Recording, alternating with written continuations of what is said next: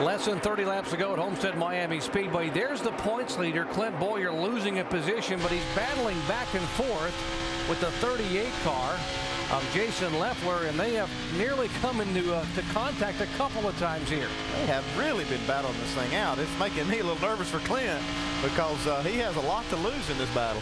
I'll tell you what, when he gets laid down tonight and thinks about how he won this championship and all that it took,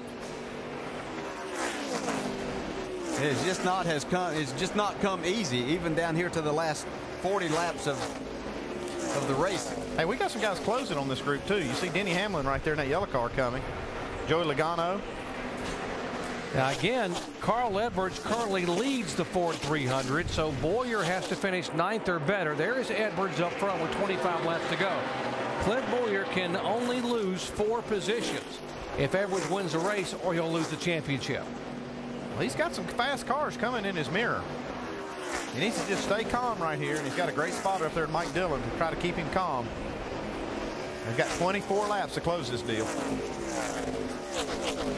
These guys gained on him a little bit because of when Boyer and Leffler were side by side there.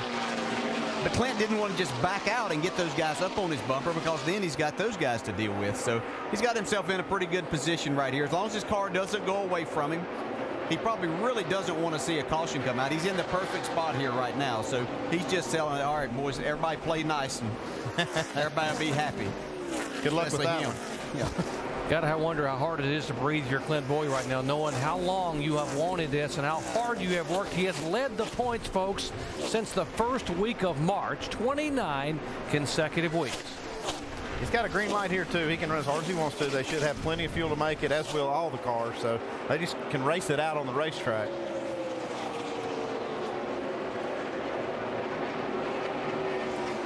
All of these cars need to pass Clint Boyer for Carl Edwards to have a shot at winning this title. Look at one of those cars. That's a 21. Yeah. And who owns that one? Richard Childers. Yeah. Same guy that owns a 2 car, right? Same guy. Dale Jr. in the 5. He has made it up into the top 10 here. Running 8th right now. Closing in on Joey Logano in the 20.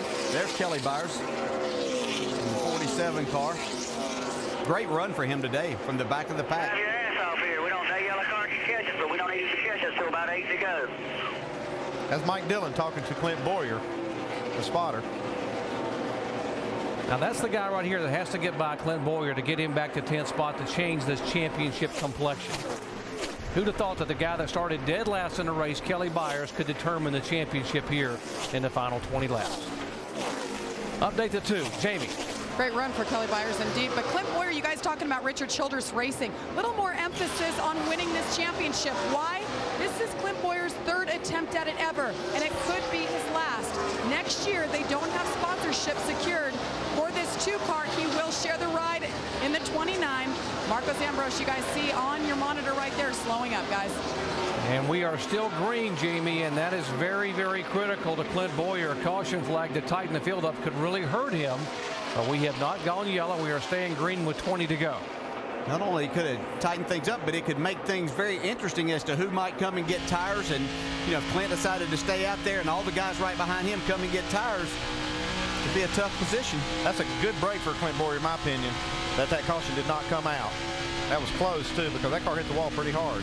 It was tire strategy here last night that actually determined the NASCAR Craftsman Truck Championship for Johnny Benson by a mere 7 points over Ron Hornaday. A visit with Marcos Ambrose. Shannon. Well, Marcos Ambrose was solidly in the top 10 coming into this race. Can you tell me what happened out there, Marcos?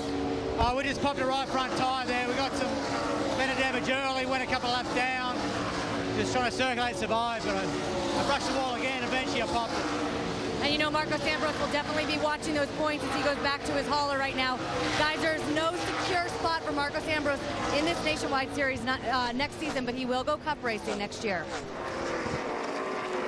Another one of the drivers that's had a great year in NASCAR Nationwide. Of course, got his first win at Watkins Glen and going to run full-time in the NASCAR Sprint Cup. Looks like he'll finish in the top 10 in points regardless. He's had a good year. And he's got another points battle on his hands tomorrow, though, with his Cup car, trying to keep it in the top 35. So he's assured a spot when they get to the Daytona 500 in February.